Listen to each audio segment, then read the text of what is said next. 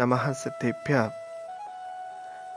सबसे पहले इष्ट आराध्य श्री अजितनाथ भगवान को हृदय में धारण करता हुआ, नमन करता हुआ, ग्रंथकार आचार्य भगवान श्री वसुनंदी जी मुनिराज को सिद्ध श्रुत आचार्य भक्ति पूर्वक नमस्कार करके विद्या वसु श्रावकाचार्य के दैनिक स्वाध्याय को यहाँ प्रारंभ करते हैं।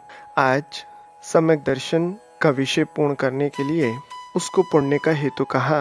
उस पुण्य के हेतु को यहाँ जानने के लिए गाथा क्रमांक 46 का स्वाध्याय आज करेंगे।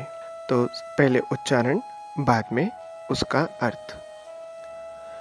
तीजो गाणम क्रिया हो सम्मत्तेन सह पुण्य कारणम च पाव कारणम विहोन्ति यदि कंकणी दानेण सहिदा। यहाँ पर आचार्य श्री कहते हैं तीजोगाणम, तीनों योगों की, क्रिया हो, क्रिया निश्चय से, सम्मत्तेन सम्यक्त के साथ, सह मतलब साथ, पुण्य कारणम च यह पुण्य का कारण होती हैं, च और पाव कारणम पाप का कारण, विहोन्ति भी होती हैं। कब होती हैं? यदि कंख कांक्षा निदानेण निदान से सहिदा सहित हो तो। महानुभाव, यहाँ पर जो सम्यक्त के साथ क्रिया की जाती है वह क्रिया मन वचन काय से युक्त होती हुई, मन वचन काय की क्रिया हलन चलन को योग कहते हैं।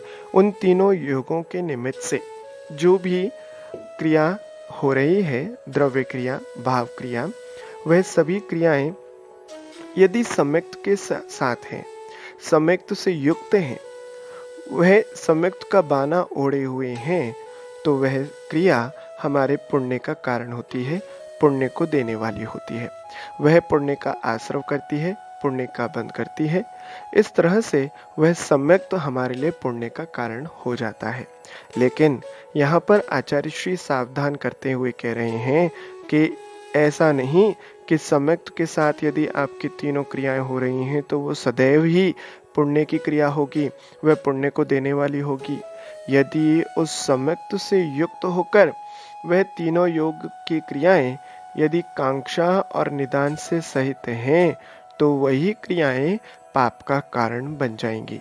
यानी वह आपने जो सम्यक से युक्त होकर क्रिया की, उसमें आपने कांक्षा यानी इच्छा रख दी, कंडीशंस रख दी, वह आपने मांग रखी, तो वह निदान बंद करने वाली वह कांक्षा से युक्त क्रियाएं पाप का कारण बन जाती हैं। कैसे? तो पहले पाप का कारण जानते हैं। कांक्षा कहलाती है इच्छा, यानी वह कहीं ना कहीं इच्छा लालसा से उत्पन्न होती है। लालसा उसकी जड़ है। लालसा यानी लोभ, लोभ पाप का बाप है। जब व्यक्ति लालच करता है तो लालच में आकर मांगता है, दर्द दिखाता है, और वह मांगता है, कांक्षा करता है, इच्छाएं करता है, जो वह क्रम से पहुंचते पहुंचते उसकी मंजिल पाप को प्राप्त करता है। इसलिए महानुभाव, कांक्षा पाप का कारण है। दूसरी बात देखो, कांक्षा व्यक्ति करेगा तो दो चीजें होंगी, या तो उसे मिल जाएगा या नहीं मिलेगा। यदि मिल गया तो भी पाप का कारण, और यदि नहीं मिला तो नहीं मिलने पर उसको जो भगवान पर श्रद्धा थी वह टूट जाएगी। उसकी जब मुरादें पूरी नहीं होती हैं तो फिर वह अपने इष्ट आराध्य के प्रति वह श्रद्धा छोड़ देता है, वह नष्ट हो जाती है, और वह अश्रद्धान प्रकट कर देता है, नास्तिकता प्रकट करता है, और वह नास्तिकता और अश्रद्धान पाप का कारण है, पाप का देने वाला है। तो कांक्षा किसी भी तरह से क्यों ना हो, मिलने पर भी और ना मिलने पर भी पाप का ही कारण जानना चाहिए। मिल गया तो पुण्य छीन हुआ, पुण्य छीन हुआ तो पाप का और उदय आना संभावित है। तो पाप का ही किसी ना किसी, कहीं भी किसी भी दृष्टिकोण से आप देखें तो कांक्षा पाप का ही कारण बनती है। और कई लोग ऐसी कामनाएं करते हैं, इच्छाएं करते हैं, हे भगवान मेरा काम बन जाए तो मैं आपके यहाँ पर छत्र चढ़ाऊंगा। यदि मेरी इच्छा पूर्ति हो गई तो मैं आपके दर्शन करने हर महीने आऊँगा। यदि मेरी इच्छा पूर्ति हो गई, मेरी मनोकामना पूर्ण हो गई तो मैं 1.25 रुपया चढ़ाऊंगा। ओहो, तुम्हारी इच्छा सिर्फ 1.25 रुपये में खरीदी जा सकती है, या तुमने भगवान को खरीदने का निर्णय मात्र 1.25 रुपये में, 11.25 रुपये में या 101 रुपये में खरीदने का निर्णय कर लिया। ओहो, ये श्रद्धा नहीं है, ये श्रद्धा नहीं, ये तो सीधा सीधा व्यापार है, एक हाथ दे और एक हाथ ले। इसलिए महानुभाव, कांक्षा करके अपने भगवान को व्यापारी मत बनाओ, कांक्षा करके अपनी श्रद्धा को तोलो मत, अपने भगवान को परखो मत। वह सब कुछ दे सकते हैं, बिन मांगे मोती मिले, मांगे मिले ना भीख। इसलिए कांक्षा पाप का कारण है, वह पुण्य का हेतु नहीं हो सकती, वह सम्यक को भी दूषित करने वाली है। आपने पिछली गाथाओं में पढ़ा, सम्यक दर्शन के 5 अतिचार होते हैं, उनमें सबसे पहला अतिचार कांक्षा ही होता है। अगली बात, निदान। निदान क्या होता है? अपनी मन में ये भावना बना लेना, हे भगवान अगले जन्म मुझे वह पद देना, वह वैभव देना, वह पद ऐसा मुझे बना देना। ये सब निदान है, निकृष्ट दान। ये निदान भावना भाता है कि मैं अगले जन्म में ऐसा हो जाऊं। ओहो, महाव्रती भी इस निदान को यदि करते हैं तो वह भी अपने हाथों से अपनी दुर्गति का प्रबंध कर लेते हैं। अपने हाथों से अपने पैरों पे कुल्हाड़ी मार लेने के समान मानना। निदान कोई भी क्यों ना करे, वह दुर्गति का पात्र होता है, वह पाप का कारण बन जाता है। उदाहरण के तौर पर देखें, चक्रवर्ती पद पुण्य का कारण मानो, लेकिन यदि निदान पूर्वक ये चक्रवर्ती पद मिला है, पूर्व भव में मुनिराज थे और मुनिराज बनकर इतनी घोर तपस्या की और किसी चक्रवर्ती के वैभव को देखकर निदान कर लिया, काश मैं भी ऐसा चक्रवर्ती हूँ, हे भगवान मेरी तपस्या यदि कुछ काम की हो तो अगले जन्म में मुझे ऐसा चक्रवर्ती बनाना। तो वह चक्रवर्ती बन जाते हैं, पुण्य के प्रभाव से वह चक्रवर्ती तो बन गए, लेकिन उस वैभव में इतनी आसक्ति होती है कि अंत समय में वह वैभव को छोड़ नहीं पाते, उस धन संपत्ति से राख हटा नहीं पाते और उसी धन संपत्ति के साथ मृत्यु को प्राप्त हो जाने के कारण वह नरक गति को प्राप्त होते हैं। यूं तो चक्रवर्ती स्वर्ग और मोक्ष जाने की पात्रता रखते हैं, लेकिन इस निदान के कारण वह नरक गति को जाते हैं। और तो और उदाहरण के तौर पर 63 शिलाका पुरुषों में नारायण और प्रतिनारायण का पद भी पुण्य के उदय से निदान पूर्वक ही प्राप्त होता है, और यह निदान पूर्वक हो जाने के कारण नियम से सिद्धांत ने कहा गया है कि नियम से नारायण और प्रतिनारायण दोनों ही एक दूसरे से युद्ध करके प्रतिनारायण नारायण के हाथों मृत्यु को प्राप्त करके नरक जाता है और नारायण भी क्रम से नरक जाते हैं। इस तरह से दोनों ही मरण कर नरक गए। नरक कौन जाएगा? जो पापों से युक्त होगा, और ये पाप निदान से बंधता है। वह दिख रहा है कि हम अच्छी गति को प्राप्त कर रहे हैं, मनुष्य बनकर भी नियमित रूप से वह नरक को जाते हैं।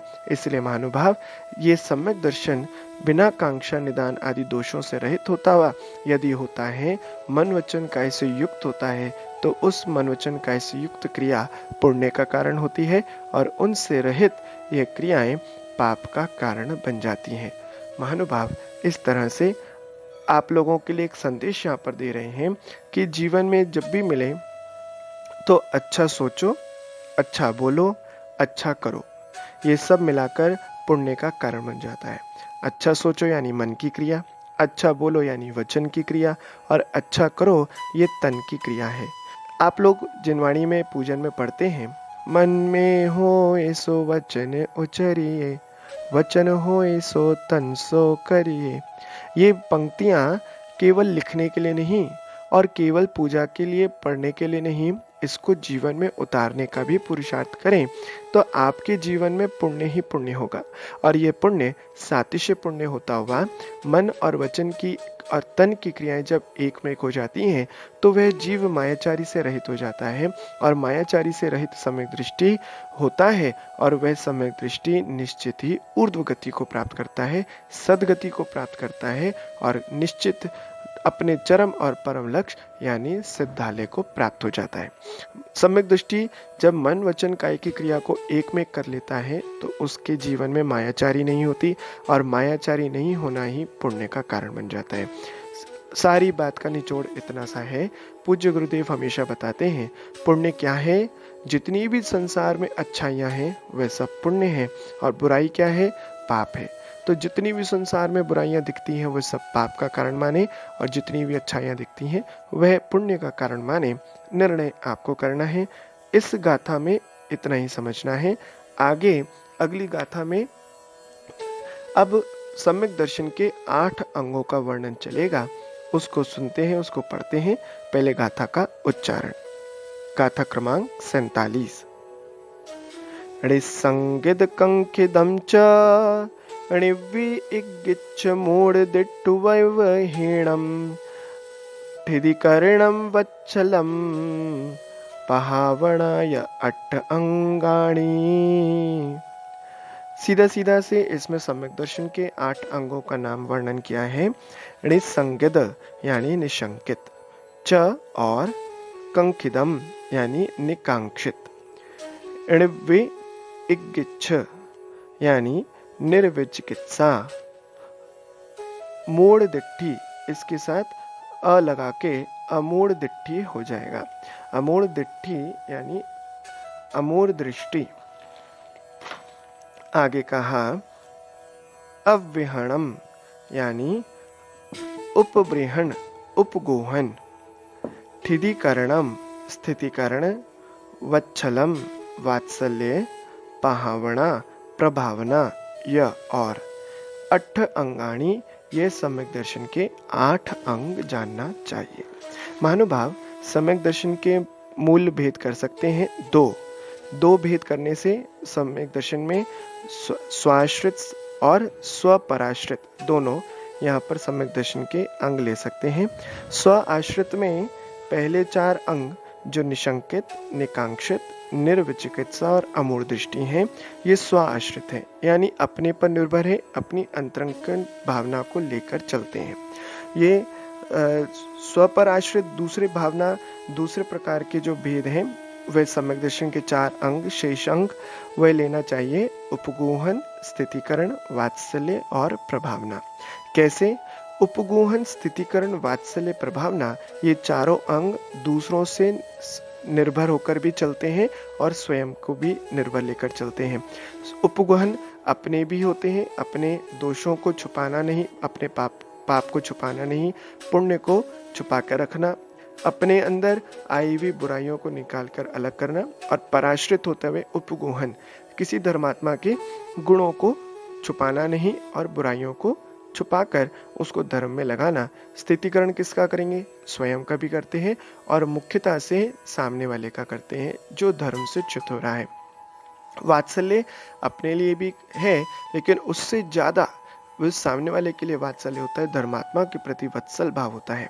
प्रभावना अपनी आत्मा की प्रभावना, आत्म प्रभावना तो है ही लेकिन धर्म प्रभावना मुख्यता से लिया गया है, वह सच्चा सम्यक दृष्टि होता है। यहाँ पर एक चीज और ध्यान देना, जो पहले 4 सम्यक दर्शन के अंग हैं उसमें प्रत्यय लगा, उपसर्ग लगा है। उपसर्ग क्या होते हैं? जो पहले लगाए जाते हैं, शब्द से पहले लगाया गया एक अक्षर वह अर्थ को पलट देता है। जैसे ज्ञान में अ लगा देने से उपसर्ग है अ तो वह अज्ञान बन जाता है। ऐसे ही शंकित जो है दोष है उसमें जब निह लगाया तो वह गुण बन गया, निह शंकित हो गया। ऐसी कांक्षा में जब निह उपसर्ग लगा तो वह निकांक्षित हो गया। विचिकित्सा में निर लगा तो वह निर्विचिकित्सा हो गया, ये गुण बन गया। और मूढ़ दृष्टि दोष है, इसमें जब अ लगा ये अ उपसर्ग इसके गुण बना देता है, अमूढ़ दृष्टि बन गया। ये उपसर्ग जो पहले 4 है उसमें उपसर्ग लगाया जाता है तो वह गुण बन जाता है, और जो दूसरे 4 हैं उनमें उपसर्ग नहीं लगाना, ये गुण बनता है। यदि इसमें उपसर्ग लगाया तो ये दोष बन जाएंगे। जैसे उपगूहन अंग, ये सम्यक दर्शन का गुण है, अंग है, और अन उपगूहन लगा दिया, अन लगाने से, उपसर्ग लगाने से वह दोष हो गया, अनुपगूहन। स्थितिकरण अंग है तो अस्थितिकरण लगाने से वह दोष हो गया। वात्सल्य गुण है, अंग है, और यदि इसमें अ लगा दिया तो यह अवात्सल्य हो गया, यह दोष हो गया। ऐसी प्रभावना भी अंग है, उपसर्ग लगाने से यह अप्रभावना दोष हो जाता है। इस तरह से महानुभाव ये और भी भेद जानना चाहिए। अब दूसरी बात आई, अंग किसे कहते हैं। समय तो हो रहा है लेकिन फिर भी आपको ये बताना बहुत जरूरी है, अंग क्यों कहा, ये सम्यक दर्शन के 8 अंग क्यों कहा।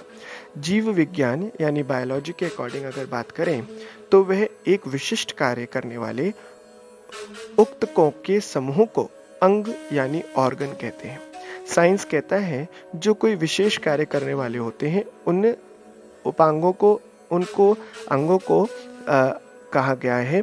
ये ऑर्गेनाइजेशन, ऑर्गन से ऑर्गेनाइजेशन बना, ऑर्गन से संस्था का नाम गठन हुआ। ये शरीर के विभिन्न अवयव हैं।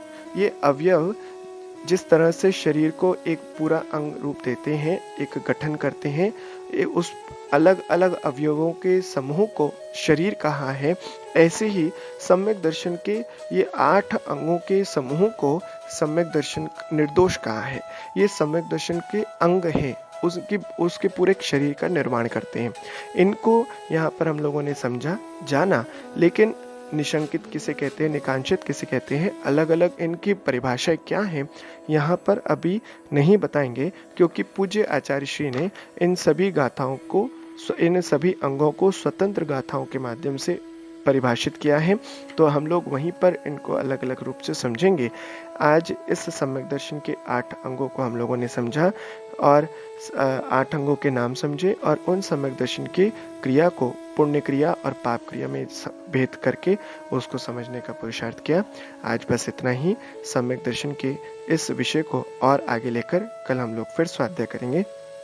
बोले परम पूज्य आचार्य भगवान श्री वसुनंदी जी मुनिराज की जय। जिनवाणी स्तुति।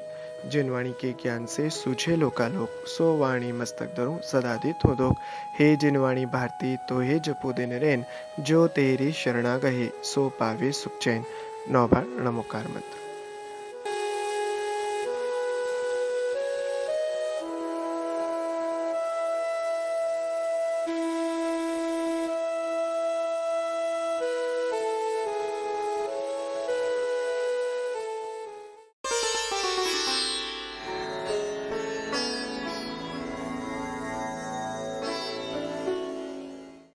ज्ञानमयी बातों को आत्मसात करने के लिए श्रीवाणी चैनल को सब्सक्राइब करें और हाँ, बेल आइकन को दबाना ना भूलें, ताकि श्रीवाणी चैनल के भक्तिमय अपडेट सबसे पहले आप तक पहुंचे।